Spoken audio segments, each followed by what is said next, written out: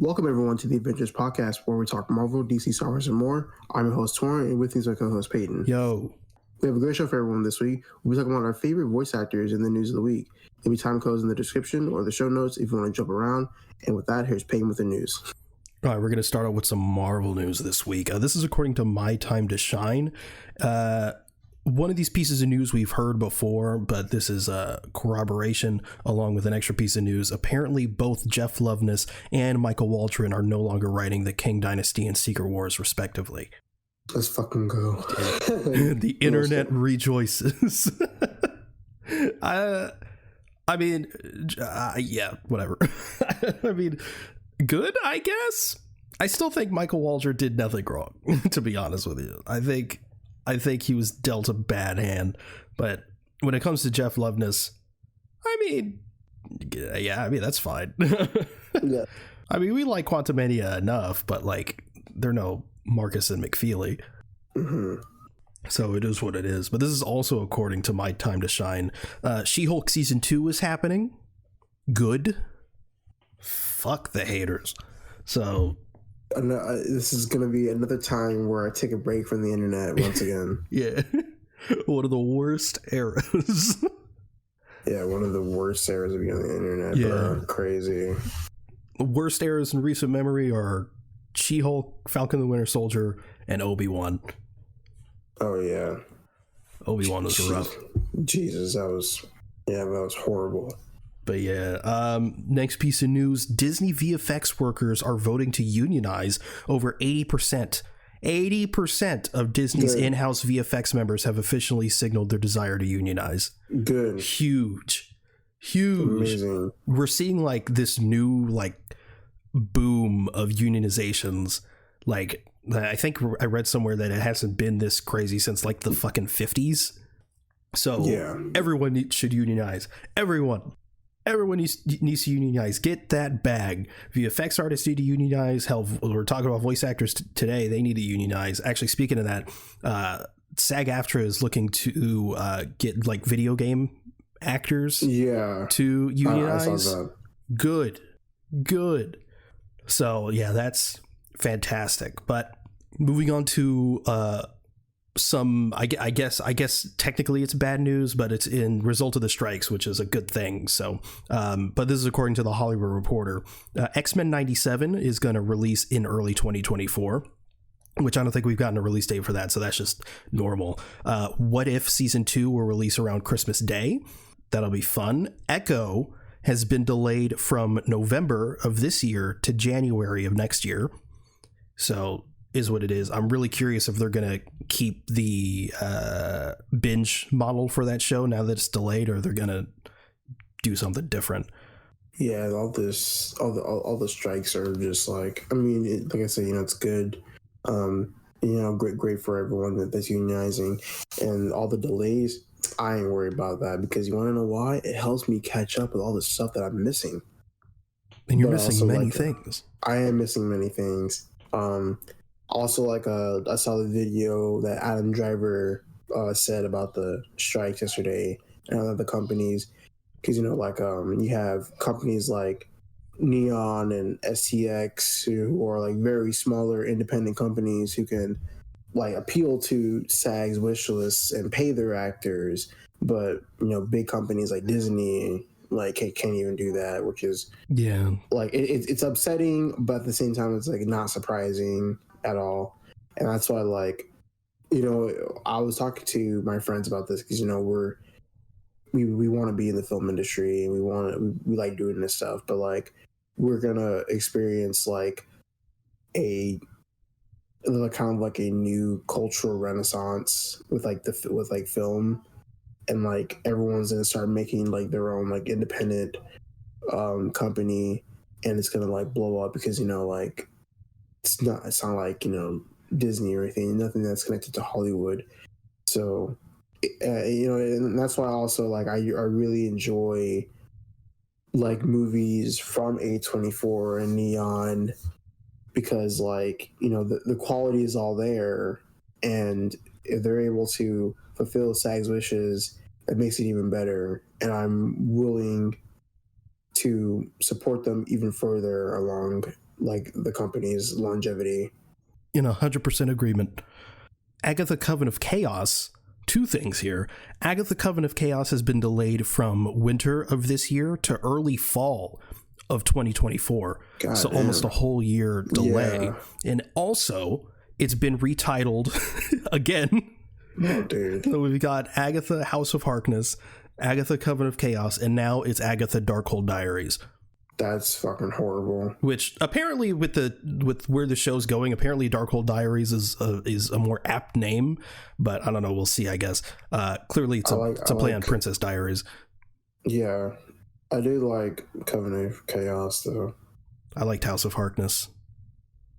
Is what it is.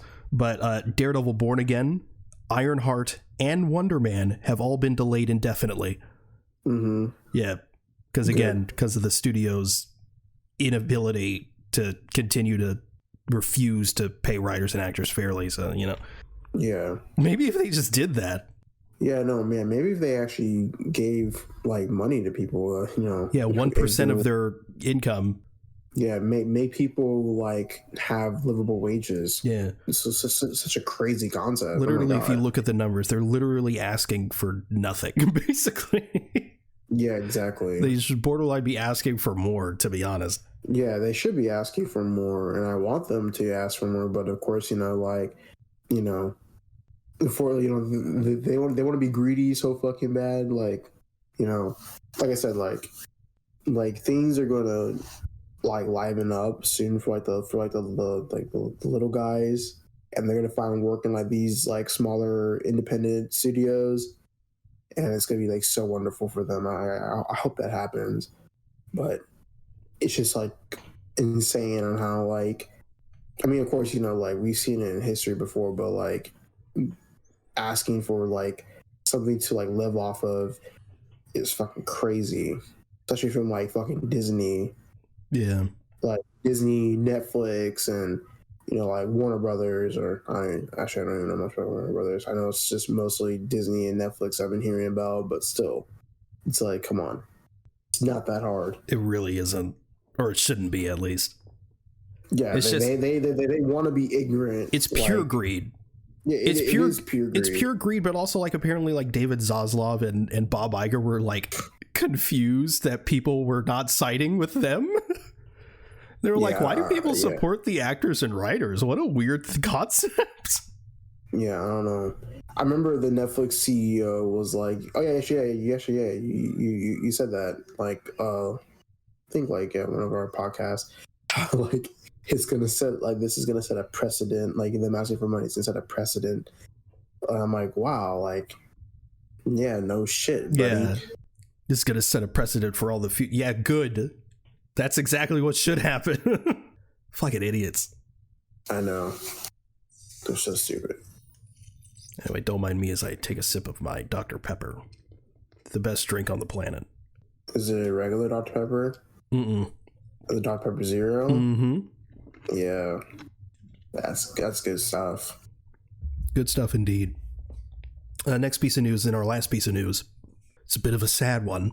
Usually we do the sad ones up top to get it over with, but this one does lead into our topic. So I'm sad to report that Arleen Sorkin has passed away at 67. If you don't know who Arleen Sorkin is, because I know she's not, I guess, as well known as maybe your other prolific voice actors, but Arleen Sorkin is the original Harley Quinn from Batman the Animated Series.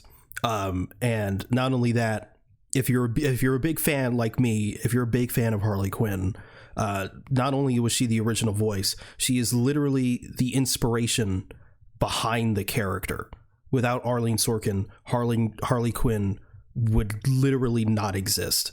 So, Harley Quinn first originated in Batman the Animated Series, and Arleen Sorkin was the main source of inspiration behind that character. They got her to voice her, and, the rest is history. She completely shaped that character to be what it is today. The voice, actions, everything. And now she's gone. To lose both Arleen Sorkin and Kevin Conroy within a year of each other is just crushing within this fan base, I guess. Because I think Kevin Conroy died in like November of last year, which is crazy that it's almost been a year since that happened. I feel like I remember like when we recorded that episode, when we had to report that. I specifically remember the episode because it was our Black Panther Wakanda Forever review, and that entire episode was just a huge downer because like Kevin Conroy died and we had to talk about that, and then Black Panther Wakanda Forever in itself is just a downer of a movie, and it was just that's probably our worst episode. It's probably our worst episode just because of the low energy. But yeah, it really sucks that Arleen Sorkin is no longer with us. Obviously, well wishes to her, her family, and her friends, of course.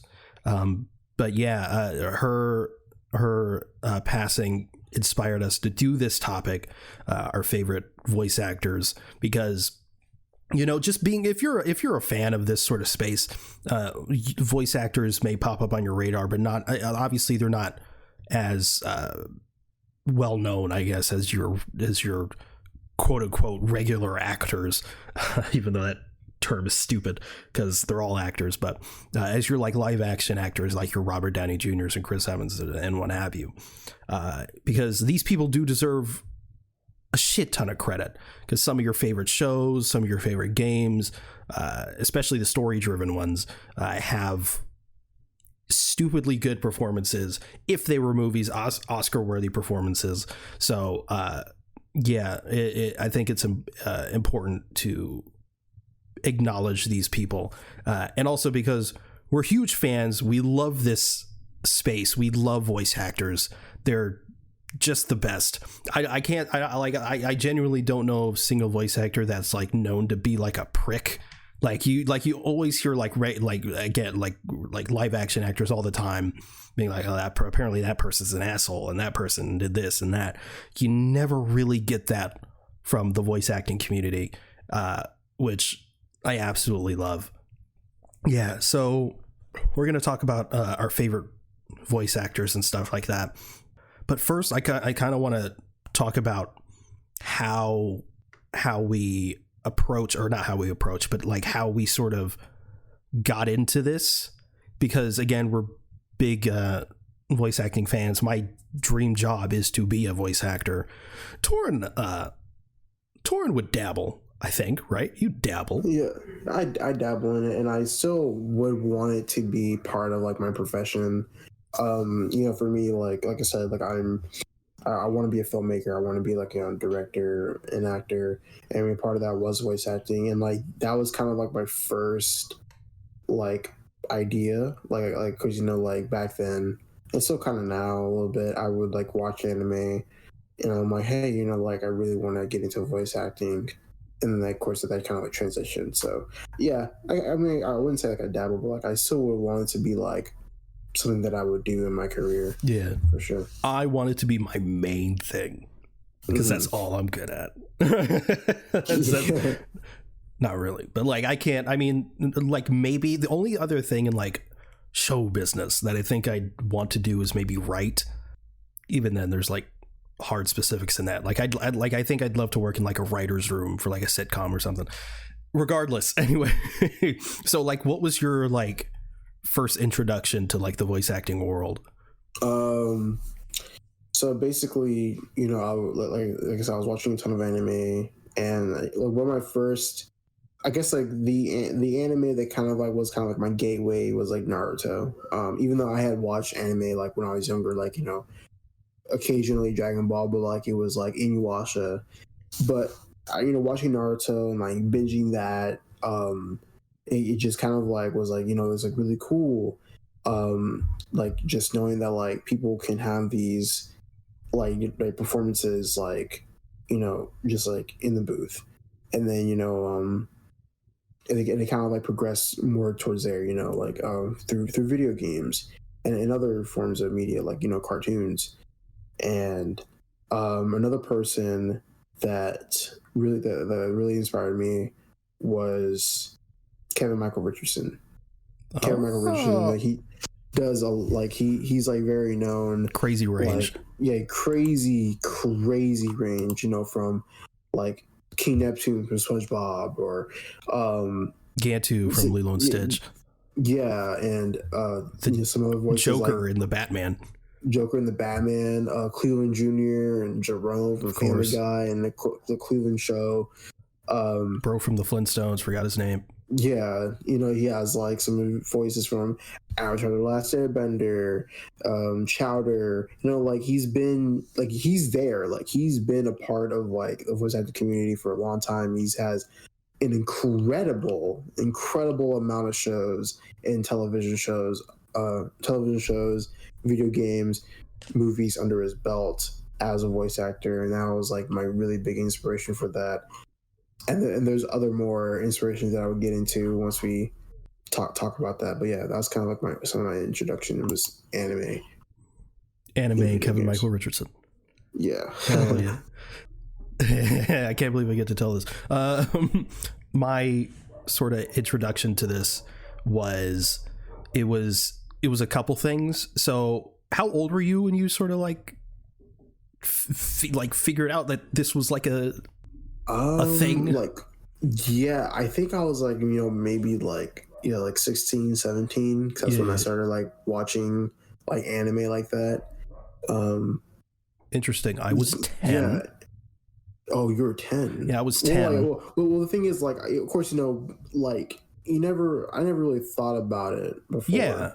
But like, yeah, like to know that there was an actual community and like there are companies that like fund this. So yeah, I was like about like 16 or 17, you know? Yeah. Yeah, I was 10. So it was like 5th grade.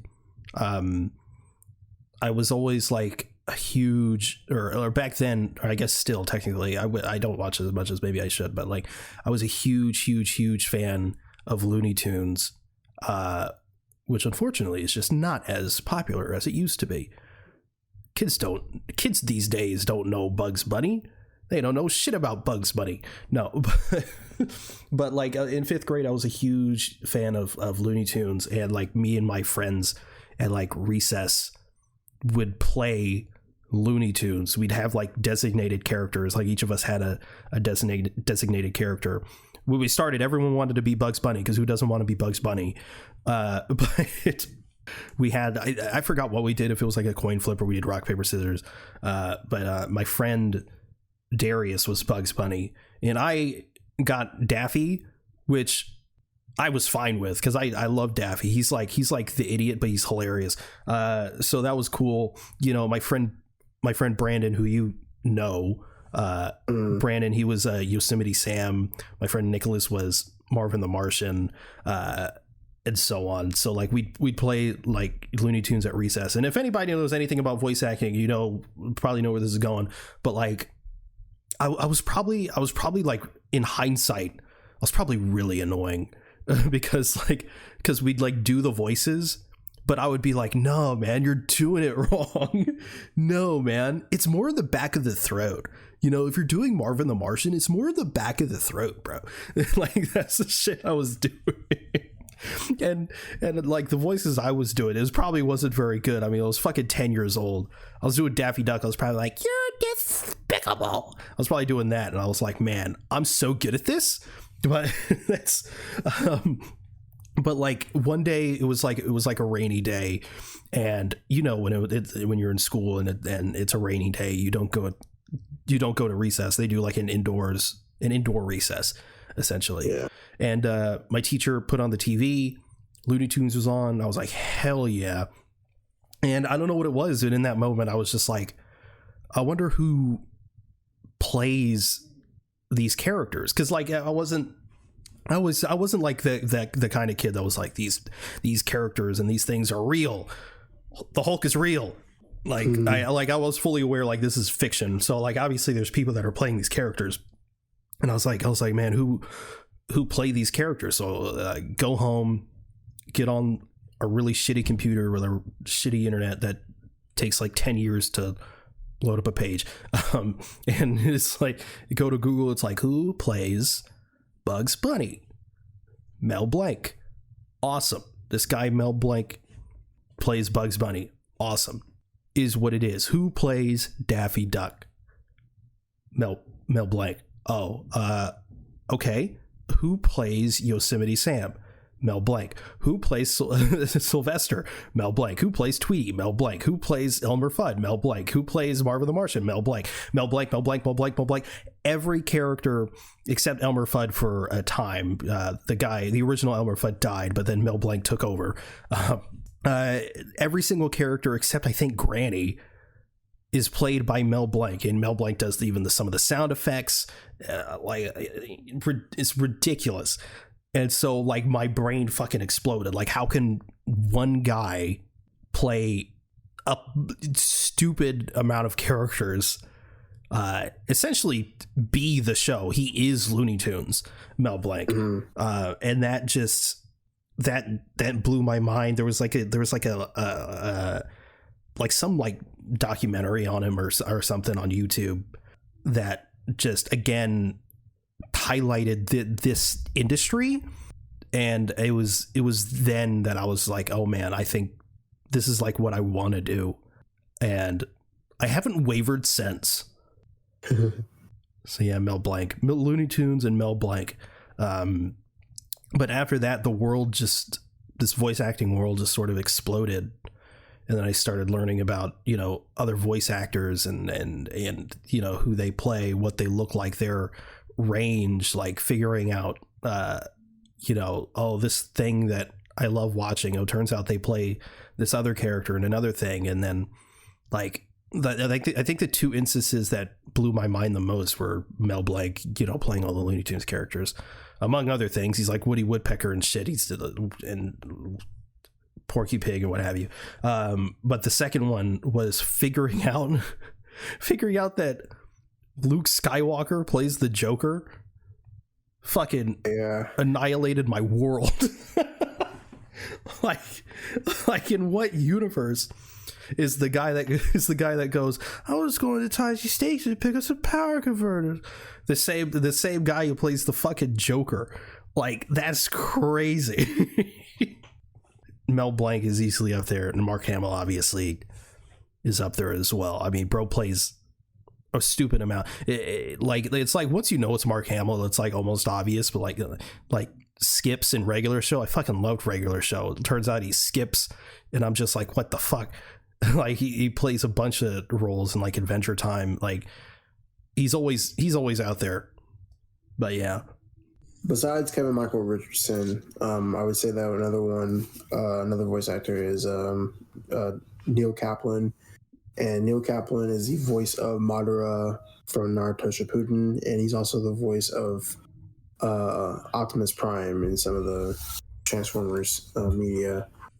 But the thing about what made me love Neil Kaplan is the fact that like it's kind of like one of those things like you said about Mark Hamill. Like once you know it's Neil Kaplan, but like his Madara voice is so fucking crazy. That shit's like, it's very menacing, yet it's very like sophisticated, and it's like also like that's also one of the voices I try to like do like a lot. I can't do it now, but like that's something that I really try to replicate.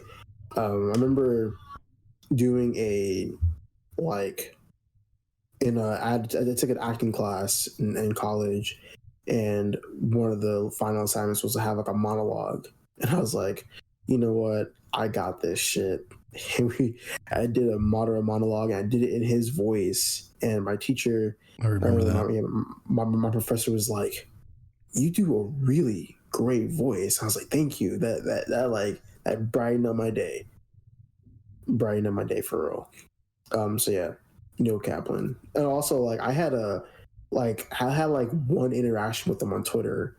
I was like, I just randomly, I think like at 3 a.m, I was like, I would love to show you my Madara voice, and he just said okay, and I sent him a video, and I mean I never got a reply back, or I mean I hope he saw it or whatever, but yeah, I had like that one interaction with him. That's crazy. Yeah, it's pretty dope. I think, man, who to choose next? I think I think I'm gonna have to go with the GOAT. All these guys are goats, but one of the best to do it, John DiMaggio. Okay. Again, someone who is just probably in everything you've ever seen. Some of my favorite roles from him are, of course, Jake the dog in Adventure Time, Bender from Futurama. He is just phenomenal. One of my favorite things about John DiMaggio, and then there's another person on this list that is sort of similar, in a similar vein. His voice is so recognizable. It's like when it's John DiMaggio, you know it's John DiMaggio. But there's always these subtleties that he does that makes the characters vastly different. Because like, even though they're practically the same voice, Bender and Jake are not the same. And also, I think he gets chosen a lot of the times for his voice, but you get roles from him like the Joker in Batman Under the Red Hood, which is a phenomenal performance from him as that character. One of the most underrated Joker performances, period, in my opinion. He really, really does a great job. And I too had an interaction with him on Twitter. John DiMaggio was pretty outspoken politically on Twitter. And he said some shit about Texas, and I replied to him, and he liked it. And I was like, ooh. John DiMaggio like my tweet, yeah. Got a little John DiMaggio. He also I think he's liked my tweet twice before. I also made like a joke and he liked it. I don't remember what the joke was though. I don't remember the context. Okay, so my next one. I'm gonna just say this until cause I know we're gonna get there. So the next one is gonna be Vic Mignogna, and Vic Mignogna, he's most notably voiced Edward Elric from Fullmetal Alchemist Brotherhood. I love his voice acting. I think that's one of the reasons why I love Fullmetal Alchemist Brotherhood so much, and it's like my top 3 anime of all time. But like overall, like he's such a good guy. I wish I could have met him more, but yeah, he's a sweet guy, and like he also voiced like other characters from other animes. I think he voices a character in Orion High School Club or something. I never really watched it, but I just know that he voiced a character from there. Unfortunately, he doesn't have like that many voice acting roles anymore due to some controversy. But I mean, I still love his performance in that one. Yeah, it's bad. Oh no! God. Okay, so he had some allegations against him, like some sexual harassment or assault allegations, and which it's kind of like this whole thing to where like he got fired from like Viz Media and Funimation, and like 2 of the people who they're also shit. Vic Mignogna was most notably known as Broly from Dragon Ball, and of course Dragon Ball is something that Funimation like kind of owns. It's kind of like an IP type of thing, and due to the success of Dragon Ball Super Broly, Vic Mignogna was getting all this attention, and then bam, like all these allegations hit him. Of course he went to court. He lost the case, but one thing is that like there was a few lawyers and like some like other people who were like following up like with the case and everything, and they were like, dude, like these like women are lying, like they're clearly like lying. And so yeah, there's like this whole like divisive thing that went on Twitter. It's like hashtag kick Vic, hashtag I stand with Vic, whatever. It's like this whole thing. But regardless, I still think he's a great voice actor. He's great. He's a great person in real life from what I've seen in like interviews, and many of my friends have met him. They say like he's just a nice person overall, and like yeah. But Vic Mignogna's he's pretty dope. He's a pretty dope voice actor. So you support his actions? That's not what I'm saying. You sure? That I'm not. Okay. Let's not do this right now. Look, you can't do a voice actor list, I guess, and not bring up Troy Baker. Yes. The man is in everything in existence, to the point where he's at a point in his career that when it's like he's in a thing, people are like, oh, it's Troy Baker, of course. Like, because the guy is just in everything. Notable roles, of course, again, the Joker in Arkham Origins. He's played Batman in the Telltale games.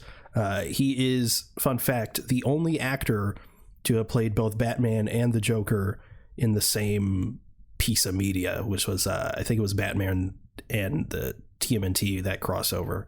He plays both Batman and the Joker. So, bro's crazy. Speaking of just DC, he is like a ridiculous amount of DC characters. He's been Batman and the Joker, like I said. He's been Two-Face. He's been, I think, 2 different Robins, both Jason Todd and I want to say Tim Drake. Like, he's stupid. He's a stupid amount of DC characters. DC has him in a chokehold. He's done a couple of Marvel roles. He's done, I think, Hawkeye, and he's done Hawkeye quite a bit. And I think he was Loki at some point. But, you know, notably, he's been Joel from The Last of Us. Obviously, just as the incredibly popular character. He was, I think, who's the main character in Call of Duty Advanced Warfare, the campaign? Not sure. No, he was. Like, so. Oh, he was? Yeah, he like, and in that game they did, I think that was the first COD game, they did the thing where they just used the actor's likeness, so it's just straight up Troy Baker. And he worked with Kevin Spacey. And people at the time were like, did you know? And he was like, of course I didn't know. I wasn't his target audience. Bruh. He was like, by all accounts, I had a great time working with him, but obviously he wasn't going to do that shit with me. Like, target audience is crazy. Yeah, he's in a ridiculous amount of shit. There's stuff I definitely forgot, like what Joel, other things, Booker DeWitt, and fucking BioShock Infinite. Fuck, I love that game. It's one of my favorite games. Infinite is crazy. Infinite's insane. First like 10 minutes is like, whoa. The ending is insane. The ending is fucking crazy. I know, dude. Crazy. That whole game's crazy, man. Fucking love that game. But yeah, Troy Baker's incredible. Just an incredible talent. And he continues to just dominate the fucking field. Bro doesn't leave any roles for anyone else.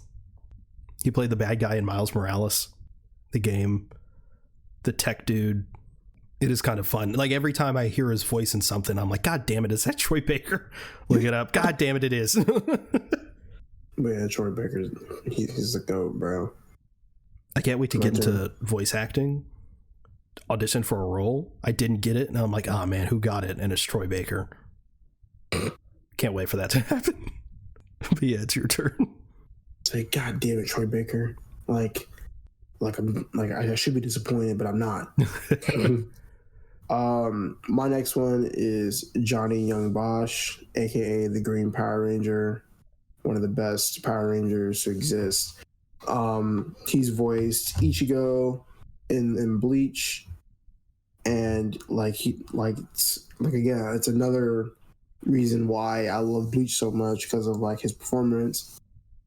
And now he is the new Broly. He doesn't have like anything in like terms of, you know, animation, but like in Dragon Ball Fighters, he's the voice of Broly, which is cool. But so he replaced the other guy? Yeah, he replaced Vic Mignogna. Which is like, I mean, Vic Mignogna wasn't mad about it. He was like, you know, he supports them. But like, yeah, that's kind of like a thing. But yeah, like Johnny Young Bosch has crazy range as Ichigo alone, because like Ichigo, he's just he'd be going through it, bro. He's been going through it, but like he has like a great, subtle yet charismatic like voice when it comes to Ichigo. And like when he rages, bro, like he can rage. Like he gets like the aggressiveness that he can get to is very, very good. And I really like him as Ichigo in other roles as well. Is he a better Broly? No, because it's not because it's like I said, like Johnny and Bosch like barely has like any like, you know, like he only has like very few lines. And is he doing his own thing, or is it an impression? Like he's doing his own thing. Oh, okay. And like the thing is about like, you know, you can tell like there's a difference, but in terms like overall, Vic Mignogna is better because he's had like more time as Broly. Like he's been like Broly like throughout the 90s. Yeah. And then he's been like Broly in 2019. So there's more of a gap between them for sure. I want to talk about Phil LaMarr. Yeah, Phil LaMarr, yeah. Not only is he a legend, you know, obviously he's, you know, Static Shock. He's played Jon Stewart. Samurai Jack. He was in Pulp Fiction. He had a great role in Pulp Fiction. He was in Pulp Fiction. He was indeed in Pulp Fiction. But also, he sort of changed my perspective recently of like where this industry is. So like during the 2020 Black Lives Matter stuff, you had all these like companies and studios editing things and pulling things from certain shows and stuff like that. You had probably the most notably when it comes to, you know, this topic, the guy who played Cleveland in Family Guy stepped down and was replaced by a black actor because the guy who played Cleveland was white. And I mean, to be upfront about it, I wasn't happy about it because part of the reason why I love this space is that anyone can be anything. They cast with their ears, not with their eyes. And I thought, you know, that was part of what made this profession magical, was because of that. And, you know, I still do believe that, but like, and I just thought it was unfair that just because, you know, all that shit was going on, that he should be replaced or anyone should be replaced, or, you know, they should only cast purely by race to play certain races in this, you know, field. And Phil LaMarr, you know, I don't want to like put words in his mouth. So like I think you should look up his words, just in case, you know, I butcher what he said. But basically he was like, you know, that's how the industry maybe should be, but that's not what the industry is, because we have it. There is still a disproportionate amount of white people in this industry, and the way voice acting works is, you know, they might cast a white guy for a role, and, you know, you could see it in a bunch of people's IMDb's. They have like a main role, and then they play a bunch of like miscellaneous characters, and so they'll cast somebody for a white role, and then they're like, oh, there's this black character, can you also play them? And it's like, okay, sure. So now there's this white guy playing a black guy, and then they didn't even bother with, you know, maybe trying to get a black person to play this role. Phil LaMarr has talked about him going to auditions for a black character, and the vast majority of the room is white. The vast majority of people auditioning is white. You had, and people have called him like a hypocrite because he plays Samurai Jack, but like I don't know, I feel like that's different. It's also like, you know, all this stuff is pretty new, So it's not like he, you know, he could have changed his perspective. I don't know. I'm not going to speak for Phil Lamar, but you know, you've had people like Laura Bailey, who plays Nadine Ross in Uncharted 4. She's a black South African woman, and it's like at the time no one had an issue with it, but it's like now it's like but like I get what he's saying. It's like, and he's basically like, until black people have an equal opportunity within this space, then we can do the whole like, okay, anybody can play anything thing, which I was like, damn it Phil Lamar, you're right. Like I get what he's saying, but so like, good on Phil Lamar, I guess. Yeah, but you disagree with what? Phil Lamar's point. You disagree. I never said that. I think that's what you said. You said it to me off air. You were like, man, white people should just play everything. That's what you said. Not what I'm saying. Technically, if that's where... I never said that. Whatever you say, man. Where'd you get this from? You. I never said that. Okay. Why the fuck are you troubling me? Technically, if that's where the industry does go, where it's like, okay, well, only like white people can play white people or whatever. Technically, I'm set. I'm white, black, Latino. Give me everything. I'm not Asian, so I can't do that. Let me see. Because I want to look at this real quick. I want to see if this is the same person. Sorry, I'm looking up the voice actor for Schnitzel. I know this is the same person. Yeah, it's Sean DiMaggio. Sean DiMaggio? Who? When? Where? What? What are we talking about? Schnitzel from Chowder. Oh, Rado. Yeah, Rado. Yeah, Sean DiMaggio. Yeah. Black because the thing is that like my mom was like, "Oh, Schnitzel's voiced by a black guy." I'm like, "No, he's not." Yeah. I'm like, "No, like he's voiced by John DiMaggio." And she was like, "Who's that?" And I'm like, "He's a white guy, like the dog, like from Adventure Time. He's white." And your mom was like, "Hell no." Yeah, well, I mean, my mom like she loves Chowder, but it's like one of the things where it's like, because she doesn't really like know the type of stuff that I do when it comes to like voice acting and film. Like when I tell her like, hey, like I'll tell her like, hey, you know, like actually, yeah, she was actually super surprised when I was like, yeah, like Cleveland is voiced by a white guy. She was like, what? I was like, yeah. Good. And then she was like, what the hell? Yeah, she was super confused about that. Yeah, I think in John DiMaggio's little documentary, I Know That Voice. Fucking love that documentary. If anyone's interested in this space at all, I would consider looking that up. You could probably find it on YouTube for free or something. Just it's called I Know That Voice. Really dives deep into this world, and also interviews a bunch of voice actors, probably a bunch that we're talking about today. But one of the it might have been Kevin Michael Richardson, I don't remember.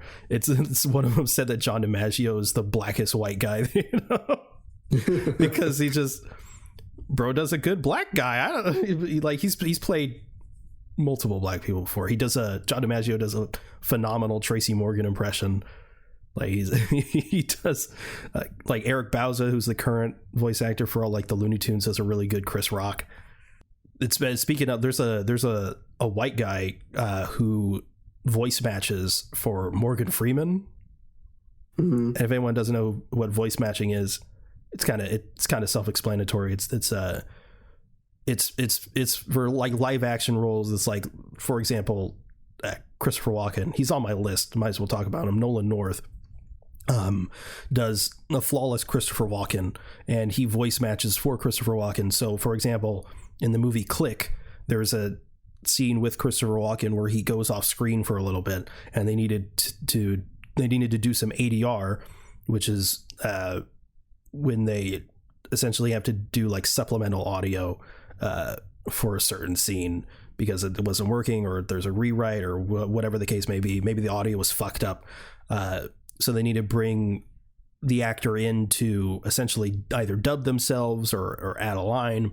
And when it comes to like big stars like Christopher Walken or Morgan Freeman, they're not like, well, we're not going to spend thousands of dollars presumably to, you know, get Christopher Walken or Morgan Freeman in, or they're like super busy and, you know, because they're Christopher Walken and Morgan Freeman and they don't have time to come in, so they get someone like a Nolan North to come in and voice match for them, and for like probably for a fraction of the price. so it's economical. But yeah, so like sometimes the white person playing a black guy happens there too. Happens all the time. Does happen all the time. Man, Nolan North is cool, huh? Yeah. Yeah, Christopher Walken, like I said, another mind-blowing thing, he's Deadpool. He's also fucking Richtofen in Call of Duty Zombies. Nathan Drake, obviously, that's probably his most well-known role. He's a stupid amount of shit. Sometimes he's just in like random episodes like Rick and Morty. Mm-hmm. You watch Rick and Morty and it's like additional voices, Nolan North. I'm like, what the fuck? Where was he? Nolan North doesn't get a lot of credit for his range, because he gets a lot of the times he's just using his voice, but he's got a lot of range. At one point he was gonna be Mickey Mouse, but that sort of fell through, not because of him. There's some behind the scenes shit got shuffled around, but like he was going to be Mickey Mouse at one point, and he does a pretty good Mickey Mouse. Like, yeah, I mean, he's a good voice actor. He doesn't just do Nolan North. He doesn't just do Nathan Drake for everything. But yeah, like Nolan North and Troy Baker get a lot of shit because people say that they have no range, but they clearly fucking do. But yeah, so Nolan North is somehow, he's like super prolific and super out there in that industry, but yet he's underrated for his abilities. Like, I don't know how that works, but yeah.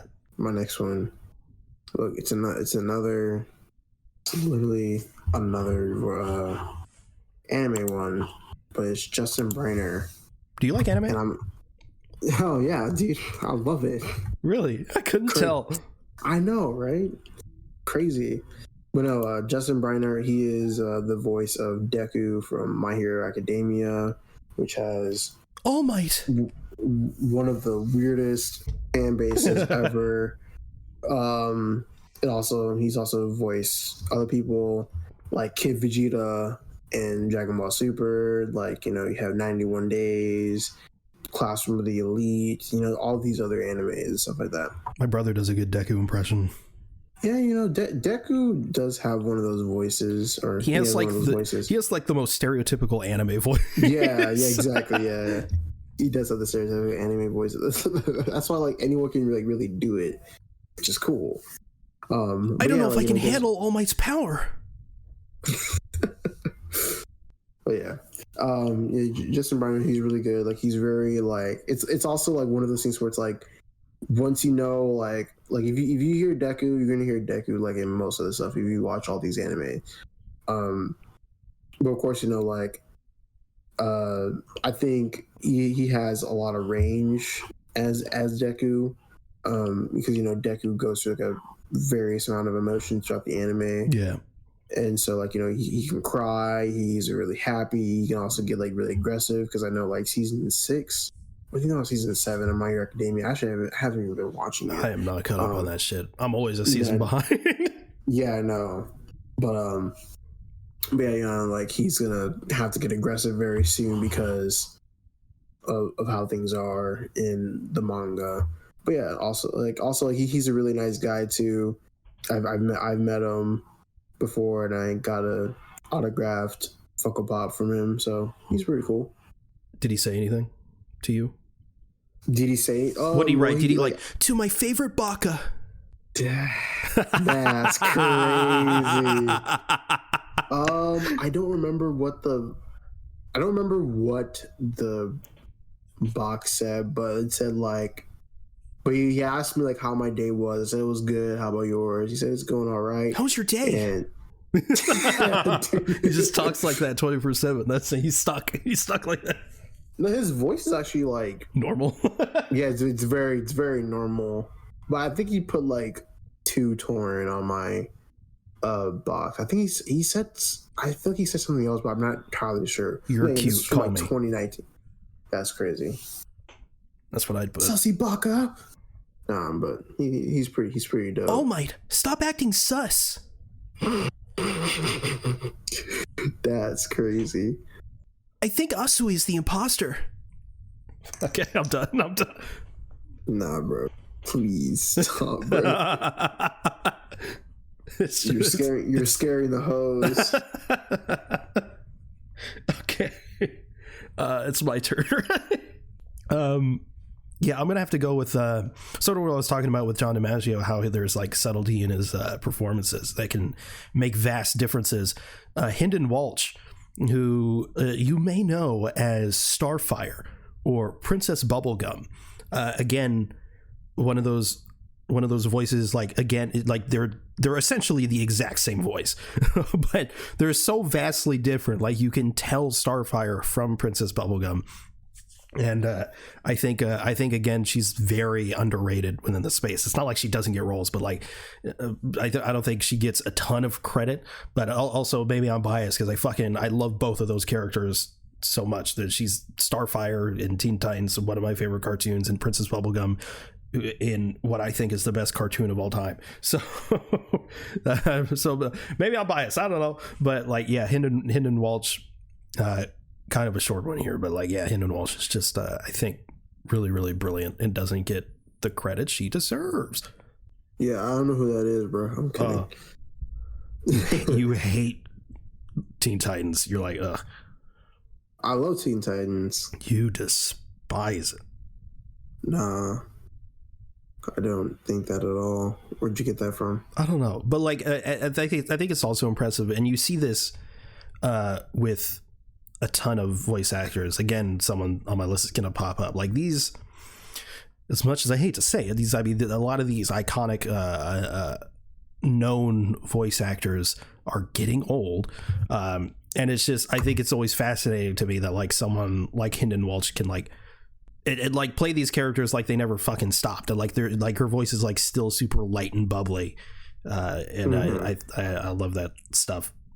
Talk about that again. I think it's like kind of like it's all, yeah, also like it what you call it, it fascinates me in how, like, you know, some people who are voice actors, like their prime is kind of like different in terms of like other actors and people like that. Like usually like a voice actor, like they're kind of like prime is like, you know, make sometimes like in their 30s and like 40s and like beyond. Yeah. And it's just like, damn, it's like you're 60 and you're doing all these voices. That's just crazy. Like, you know, and I like one are you finished with yours? I'm gonna just go next. Yeah, so basically like Steve Bloom is 63, and he's doing like all these voices, like, you know, from the 90s and like up until now. But yeah, like, you know, of course my next one is Steve Bloom. Hell so yeah. If you don't know who Steve Bloom is, if you don't know who Steve Bloom is, you do know who he is. Yeah, exactly. Like, it's either like you're not good with names or faces, or like you are generally living under a rock. But like, of course, you know, he's most notably known for Cowboy Bebop, Spike Spiegel, you know, Naruto, Initial D, Sub-Zero, and Wolverine. Like, you've heard Steve Bloom before, and like, he's also one of my Dempsey. Dempsey as well. It's also one of the things where it's like he also has incredible range, which again is not utilized as well as it should be. Because it's always like, get down, maggot, shit like that. And Wolverine, like, hey, bub. But yeah, he bro has range. It's not just growly dude all the time. He does have range, and like, I think like also like one of my, like, you can kind of tell with like one of the characters, but like one of my favorite performances of him is like when he's in Ben 10. I mean, you don't like Ben 10, but I don't. I'm sorry. But Ben 10, you know, he's like Vilgax, he's Heat Blast and Ghost Freak and like all these other people, which, like, you know, you can hear him, but like he still has like pretty good amount of range in those roles as well. Yeah, he's played like so many other people and so many other roles. But yeah, like, Steve Bloom was also like one of my other inspirations. Absolutely. Because of the fact that, like, I've seen I've seen him as Wolverine, I've seen him as Spike Spiegel, and it's like, he has that like the very charming, charismatic, yet like aggressive tone of voice that he can do. And it's something that like it's kind of like, it's definitely like a comfort thing when you hear his voice. Absolutely. In media. He's the best. He is. Yeah, he's like the Toonami guy. Yeah, he was the Toonami guy for like years. He is the Toonami guy. He is a Toonami guy. You're right. Still is. But yeah, he like, that's the perfect example how like the second that comes on, it's like it's so soothing. Mm-hmm. It's just it's nice. Man, I really want to meet, like, I think it's cool like meeting voice actors and stuff. And I kind of regret this, but like literally like I could have met like so many voice actors last year whenever I was in Dallas, but I just didn't have the money. But like I could have met James Arnold Taylor. He was like literally like Obi-Wan. Yeah, he was like, I saw him like when I was passing by, and he said, "Hello there." No, I saw him, and I saw like a bunch of people from the Clone Wars. But yeah, I really want to meet some more voice actors. I hear your name's Torin. You're a Star Wars fan, are you? You haven't seen Andor? Oh no! He pulls out a lightsaber and just cuts me in half. How dare you! So uncivilized. What were we talking about? I was talking about me meeting voice actors. Speaking of sort of voice actors who are like older, and like you were talking about how like some voice actors aren't in their primes until like their 30s. I would say the next person on my list, Billy West, wasn't really in their, I would say was in their prime when they were like 50. Yeah. Billy West, if you don't know, again, incredibly prolific voice actor. He's 71. Fucking 71. He's Philip J. Fry from Futurama. I mean, he's like, if you've seen Futurama, he's 80% of the cast. he's Fry, he's Zoidberg, he's Professor Farnsworth. I mean, he plays his stupid amount of characters on that show. But Futurama has just come back. They're doing a revival series right now on Hulu, and again, it's just that show was like, I think it because it was canceled and then picked up again, and I think it might have ended in like 2013, I want to say. So it's been a decade, but even then the show started in 1999. So like it's like he never stopped. It like he just picked it up again and like just killed it. He was also Bugs Bunny for a period of time. He's the red M&M. he's the red M&M. So and it's like it's the same voice, it's like it's like, because they do this, obviously they do it for a living, it's like their vocal cords are like constantly worked, and so it's like their voice just like never changes, at least when they do the voice. His regular voice, he's clearly like aged, but like he's still got it. Basically, he's still got it. Like Jim Cummings is, how old is Jim Cummings actually? I don't know how old is Jim Cummings. Jim Cummings is 70, and he's still doing Pooh. He just did Pooh in Christopher Robin in 2018, and it's as smooth as ever. So like he's killing it. I mean, yeah, Billy West is obviously a legend, and just an example that you could just jump in, bro. You could be 60, you could start voice acting. Why not? Right. It's like it's never really never too late to start voice acting. Yeah, like I want to start as soon as possible, but like I don't know, we'll see. Yeah, I want to start as soon as possible because like it's also like one of those things to where it's like there is like a pretty big amount of people like in this like group. Like it's kind of like it's its own like little niche. Yeah. But like while these people have been voice acting like for like years and years, it's also like it's not gonna happen like right away. Like you have to like work for it. Yeah, Nolan North is always like, you gotta. I mean, this is just for acting in general, but like you gotta get used to rejection. And also, Nolan North says, which I think is a sage piece of advice, is that if you're not picked for a role, it's not that you're bad or you did a bad job in the audition. It's just that you weren't what they were looking for. Yeah. Yeah. So don't beat yourself up over it. Yeah, and it's kind of like a thing with like, you know, like acting, for sure, like in regular like acting, like, you know, like people get like rejected like all the time, and you know, you just weren't like what they're looking for. It's part of the job. Which, if I do become a voice actor, is the part I'm dreading the most. It's just the idea of auditioning constantly. Yeah, it is like a dreadful thing. But you know, if the actual voice acting part is, you know, satisfying to me, then it's like, okay, it's worth it then, isn't it? Mm. Yeah. Look, this is like another anime one, but you know this. Ooh. It's Christopher Sabat. I don't know who that is. No, I'm just kidding. I'm just kidding. I was like, it's kind of like one of the things of like Steve Bloom. Like, you better know who Christopher Sabat is. He is the voice of Vegeta. Like, if you don't know who fucking Vegeta is, then like, bro, like, All Might. You are not living on Earth. Vegeta, All Might. He's also voices one of my favorite characters and one of my favorite anime. Yu Yu Hakusho. He plays a Kuwabara. He's kind of like this like at first he's kind of like a meathead delinquent who like turns himself around, and he ends up like becoming a really great friend to Yusuke Urameshi, who is the main character in Yu Yu Hakusho. He's in a John Bellion song. He is in a John Bellion song. We're even talking about Steve Bloom is all over Incredible True Story. Yeah, he is an incredible true story. Yeah, frequently collabs with Logic. Kind of needs Steve Bloom back on a Logic track. Oh God, I love just that he's like at conventions and stuff, and just randomly, he's wearing a piece of Logic merch, and I'm like, look at you, look at him, such a dad. I know, right?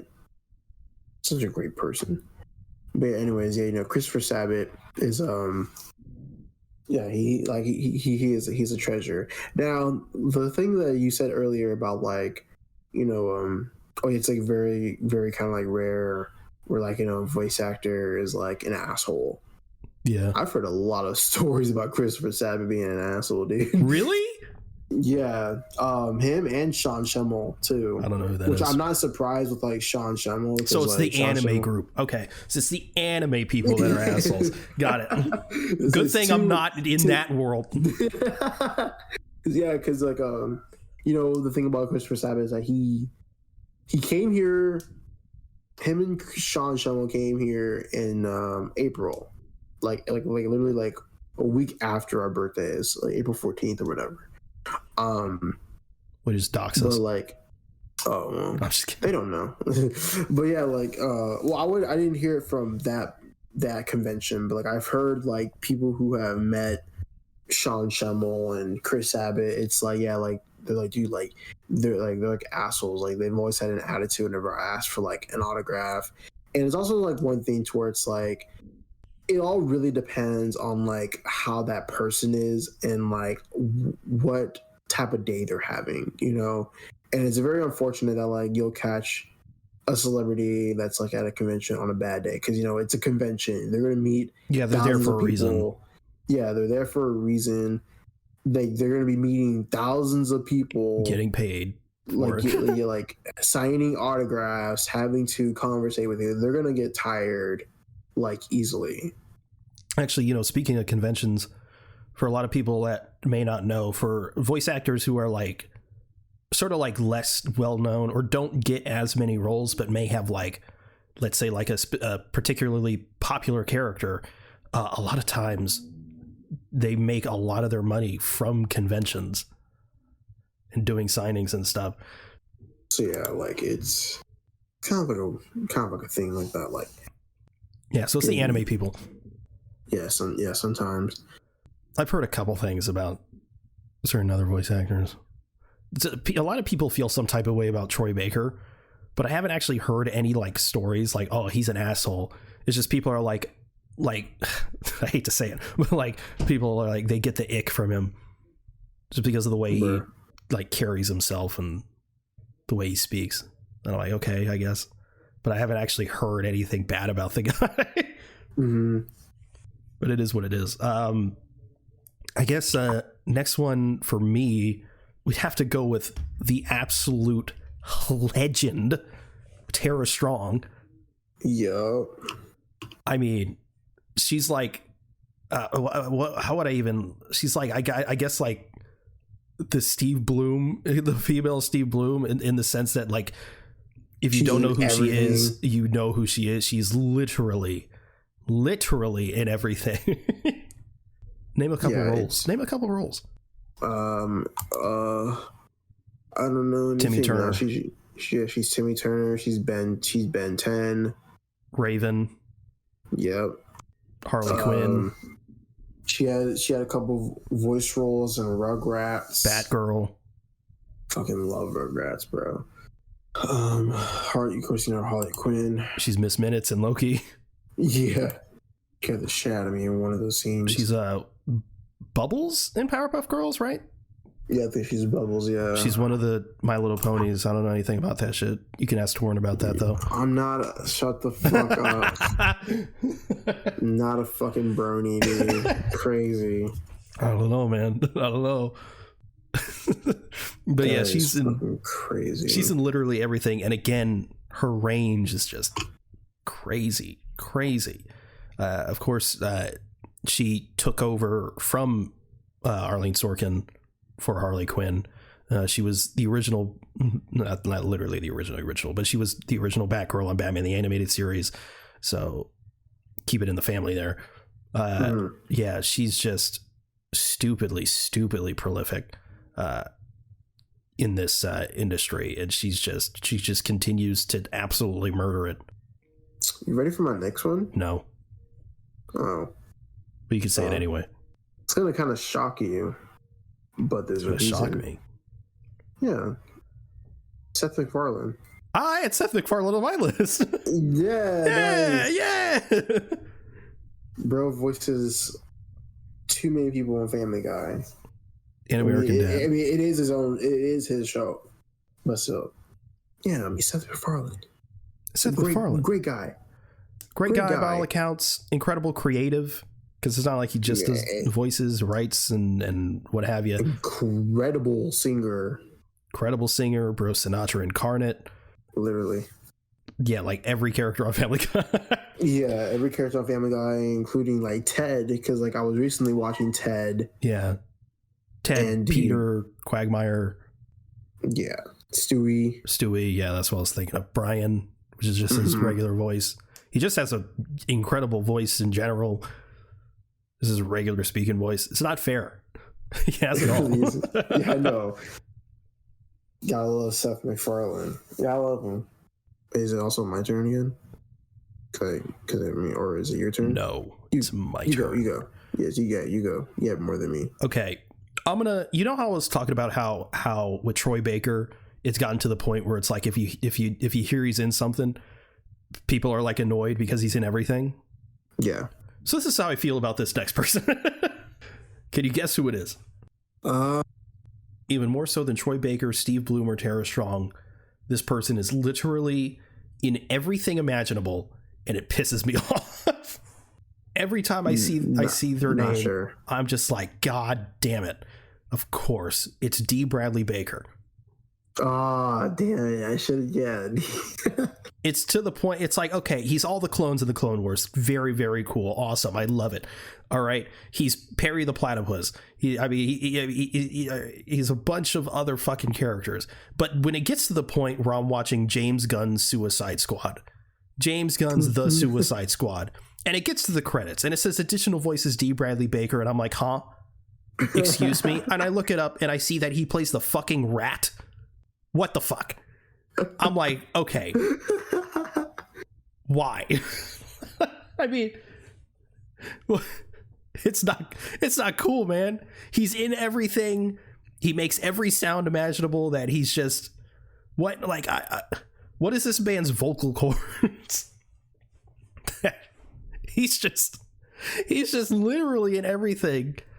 Every human, every creature, every animal, everything you've seen, you'll see D. Bradley Baker. And it's just, I'm just like, God. It's not even a thing. It's like, oh, who plays this person? It's D. Bradley Baker. And I'm like, God damn it. It's more like, it's like, oh, there's this like really obscure thing. And then in the credits, it says D. Bradley Baker. And I'm like, what in the goddamn shit? It's not cool, man. I remember his Batman from Batman Brave and the Bold. That's like always like stuck with me for like a long time. He has almost 700 credits on IMDb. That's crazy. That is insane. But guess what? What? Steve Bloom has 850 credits on IMDb. Jeez. That's crazy. I mean, it makes sense considering he has like over 30 years worth of voice acting experience. Yeah.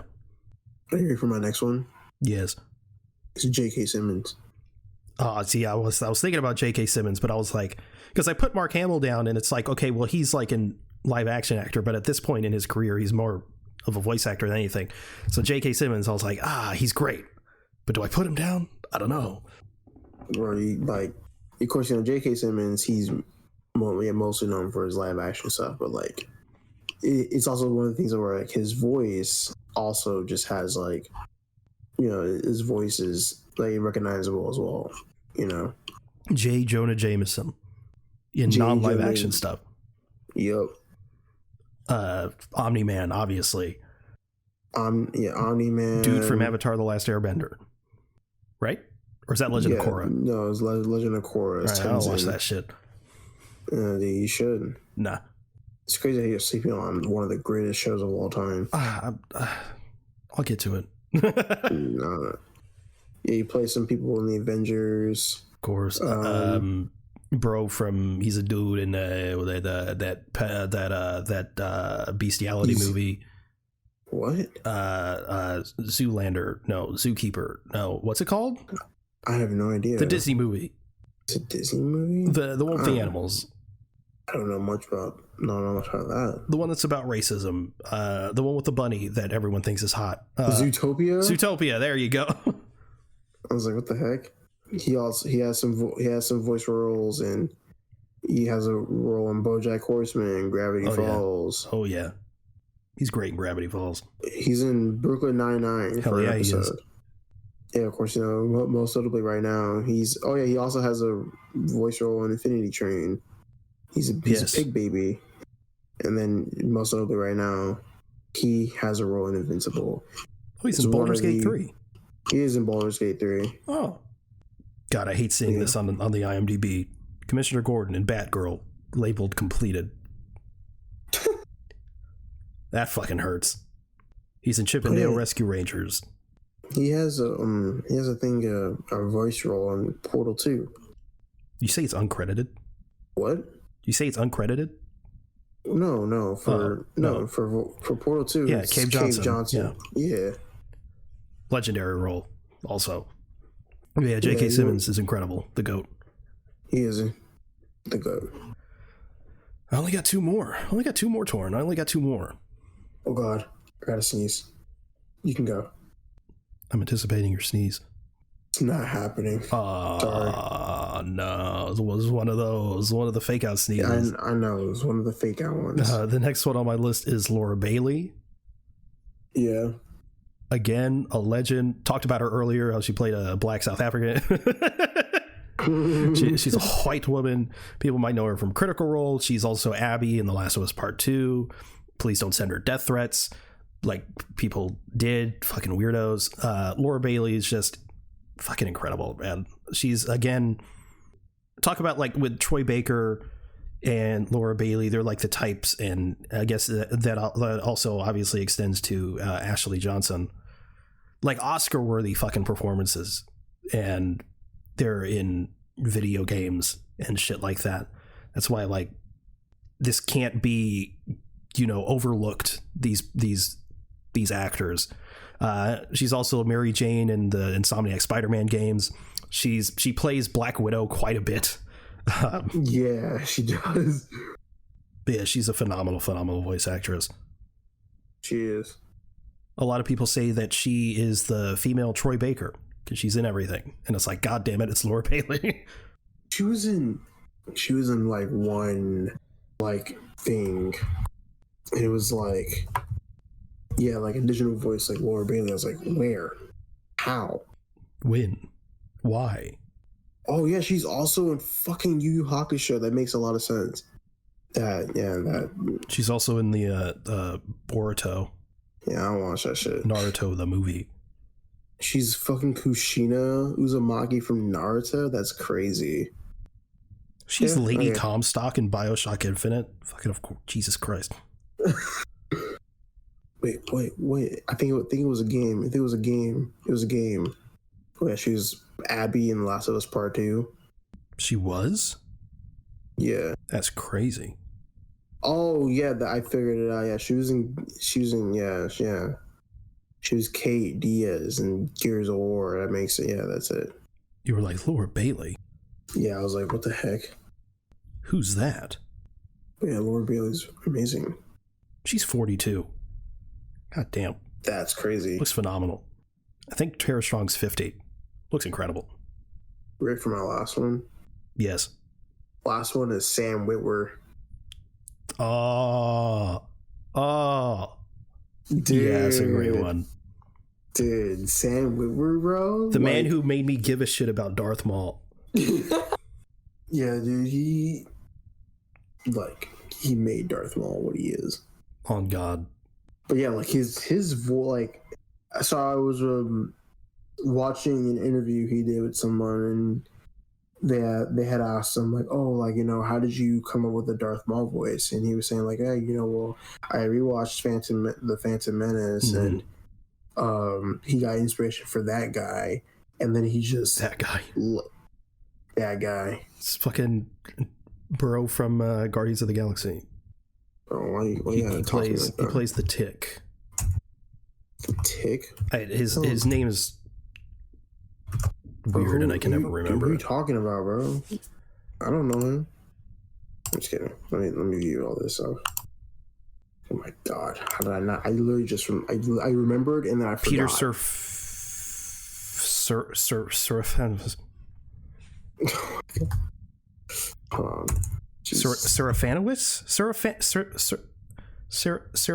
Serafinowicz. Anyway, he's in a bunch of shit. He was in Parks and Rec for a bit. Yeah, he wasn't. No. He was in Shaun of the Dead. Yeah. He was in John Wick 2. Yeah. Yeah, I found it. Yeah, he was the original Darth Maul. I mean, it was Ray Park, but he did the voice. Yeah, Peter Serafinowicz. Yeah, he got inspiration from him, and then you just, like, bro just did it.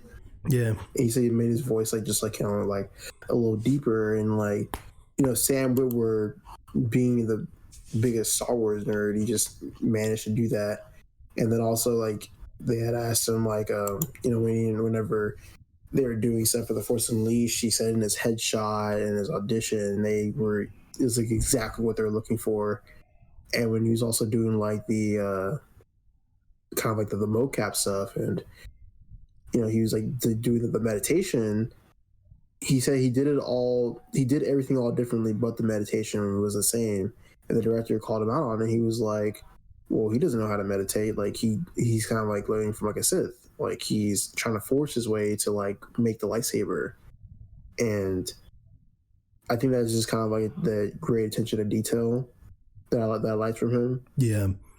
And also there was a time, God, I wish I remembered the specifics, but he was doing, I'm pretty sure it was the Clone Wars for Dave Filoni. And there was something in the script that he clocked, and he was like, hey, should it be this? And Dave Filoni was just like, fuck. And he hid behind his like hat and shit. because obviously if anyone knows anything about Dave Filoni, he's literally like George Lucas's heir. Like he is the Star Wars guy other than George Lucas. So the fact that Sam Witwer corrected Dave Filoni is fucking awesome. But yeah, Sam Witwer is incredible. Yeah, dude. God, he needs to be in live action Star Wars. at some He point. does need to be a live action Star Wars, and like People think he's in Ahsoka, but it's just a theory. But who knows? I mean, I hope so, dude. I really hope so, because like it's like crazy, because like, you know, he needs. It's like one of those things where he kind of reminds me of kind of like a Matt Bomer, where he needs to be in more things. Yeah, definitely. And like, dude's like, I mean, he's 45. He's literally like still pretty young, but he's not getting any younger. He's not gonna get any younger. So use him please. Yeah, he was in. Yeah, of course, you know, he did the. Of course, you know, yeah, he was in. He did like additional voices from The Last Jedi and The Rise of Skywalker. Apparently, he's really good friends with Glenn Howerton from It's Always Sunny in Philadelphia. I wouldn't doubt it. Dude looks like a nice guy. Yeah, he was in the. Yeah, he was. Well, he was uncredited in The Walking Dead. Of course, you know, he did some stuff for Resistance. He's in Mythic Quest. What? That's sick. Okay, I gotta finish Mythic Quest. Oh, that's right. He's in Batman and Barry, which is a podcast story series, and he plays a villain in that, and he was really good. I forgot about that.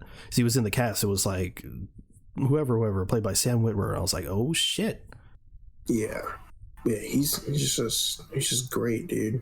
He's a phenomenal Palpatine as well. He is a phenomenal Palpatine. He was in 23 episodes of Supergirl. Live action? Yes. Well, presumably, yes. That's crazy. Ben Lockwood, Agent Liberty, Brainiac 5. Well, I mean, I wouldn't know, because I don't watch that shit. I don't watch that shit either. I kind of want them to do, because like the tease at the end of Solo. Imagine more like live action Darth Maul stuff, and he's the one that's dubbing over the voice. Yeah. God, man. Bro, I can't believe I got spoiled by that shit. I hope the guy who did it, like, I hope like both of his pillows are like blazing hot, dude. I can't believe it. I mean, like, Solo was fine. I ended up watching it like, you know, like months later, but still, goddamn, like, I can't even believe it. So annoying. Oh yeah, I'm looking at him in some pictures of him in Supergirl. Yeah, it's just Starkiller just walking around. Do I have to watch Supergirl now to get more Sam Witwer? Nah, probably. Bro, just look up some clips online. You right. Anyway, you ready for my last one? Yeah. This man is like, all of his roles fascinate me. It's Tom Kenny. Tom Kenny, the legend himself. SpongeBob. Yes. Ice King. SpongeBob. But like all of his roles fascinate me, because I swear to God, because like unlike you know, other actors with their other roles, I feel like Tom Kenny is like an anomaly in that I don't think I've ever heard a good impression of one of Tom Kenny's characters. I've heard ones that are pretty close, but I've never heard like a really, really like dead on SpongeBob or Ice King. Like his all of his voices are like so unique in that way. I don't know what it is about this man's voice or the roles he chooses, but bro kills it. He's in a bunch of like Rick and Morty episodes too, sort of like Nolan North. He's just incredible, and again, by all accounts, an incredibly nice guy. I would love to meet Tom Kenny. I want to give him a nice handshake. I just want to tell him. I just want to what I wanted to do one of these days is to get a cameo, kind of like from like a voice actor, and they just say like have a special voice message to me or something like that. It'd be really cool. It could be Deku calling you a sussy baka. Oh my god, dude! Not doing that. Why not? Oh, I want to get what's his name? I'm blanking out on his name. I'm blanking out. Oh yeah, RJ Mitt to like say something to me. It's gonna happen one day. It's gonna happen right now. I got the money. I'm gonna do it right now. I'm just kidding. Oh, you need that Xbox. I need that Xbox. I really do. Yeah, but you know what I've noticed, or at least recently, a lot of these older voice actors like Billy West and Jim Cummings, I feel like are a lot more, or maybe I just wasn't paying attention, but like I feel like they've been a lot more open, because Jim Cummings has a podcast and he had Billy West on it, and they were talking about how people always come up to them at like conventions and stuff, you know, to get autographs and what have you, and they're like, hey, I do a really good Blanc impression, whichever one of their characters is, and they're like, and it's always horrible, but you just gotta kind of smile and go, yep, like that was really good. And I'm like, oh man, that's rough. But it's like, also like, yeah, you gotta imagine you go to a convention and you're one of those people and you do a really shitty impression of them, and they're like, man, that was shit, give up on your dreams. That'd be terribly funny. So is that it from you? I got nothing else. Yeah, I got nothing. That's it for me. So did you watch anything this week? Nope. Bro's slacking. Dude, I didn't watch shit, dude. Bro, just turn on your TV and put on something other than YouTube. Bro, sorry. Bro's watching Overwatch gameplay like crazy. I'm watching Overwatch gameplay, and then I get on to play Overwatch, and then we're dealing with fucking sweaties on every game known to man. Can't fucking do shit. Actually, no, I was watching The Flash yesterday. Huh? Oh yeah, you were watching like the behind the scenes and stuff. Yeah. Yeah, shit was kind of crazy. And I was watching behind the scenes of like other stuff too, like Zack Snyder's Justice League and Man of Steel. And it's crazy. I mean, I shouldn't really doubt it, but they were making like the Kryptonian language that you see on like all the stuff, you know, at the beginning of the movie with like Russell Crowe. Yeah. It's pretty cool. So I guess that counts as something. I don't know. It does count as something. I watched They Clone Tyrone. Oh yeah, you told me you watched that. Yes, it was fantastic. It's like Atlanta meets Get Out meets this movie Sorry to Bother You, which I guess you could watch.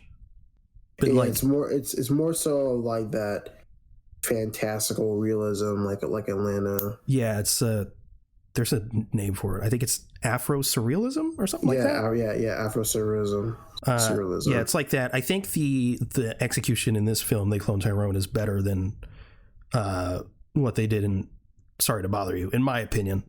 It's not really like the same plot or anything, but it's, I don't know, it's similar in a certain way. I will go into it, but it was a really fantastic movie, you know, with fantastic performances from Jamie Foxx, of course, Teyonah Parris, who was really incredible, but especially John Boyega, who was a real standout in this. And again, you know, proves himself as an actor, because again, for a lot of these like big blockbusters, you know, like Tom Holland with Spider-Man or John Boyega with Star Wars, there's always the stigma around them, like, oh, they can't act because they're in a big blockbuster. It makes no fucking sense, but is what it is. And so they sort of have to like get these roles like this to sort of like prove themselves. And John Boyega has done that numerous times at this point, but I thought he was really, really, really good in this film. And, you know, there may or may not be a sequel. It sort of sets up that it ends in a way where it's like there doesn't have to be a sequel, but if they do decide to do one, like there is room to do so. So It's very, very good. Highly recommend it. Yeah, but my mom asked me if I watched it, and I'm like, no, I haven't really gotten a chance to see it yet. But she really likes it. Good. But yeah, is that what are you clicking? I'm not clicking anything. What are you doing? Not doing anything. What is that? It's nothing. Are you clipping your nails? Yeah. You motherfucker. God damn. Oh, you're like, God, what is that? So you got motherfuckers clipping his nails during the podcast. What you got? Sorry, dude. What are you doing? Is that the show? That is the show. You son of a bitch. Thank you, everyone, for listening to Avengers Podcast. If you want to follow us, we're at Avengers on Twitter. That's AVENGE Nerds, all one word. If you want to follow either one of us, you can reach me at @Zenith_ on Twitter. Where can they reach you? At Torn Guy on Instagram. You can find him cutting his nails. We also have a Discord if you'd like to join the conversation there. Those will be linked in the show notes. You can also check out our link tree for any additional links you may be interested in. You can also review the show in-app on Apple Podcasts. If you could leave 5 stars in a review, it would really help us out. Thanks again for listening to Avengers Podcast. We'll see you next week. Later.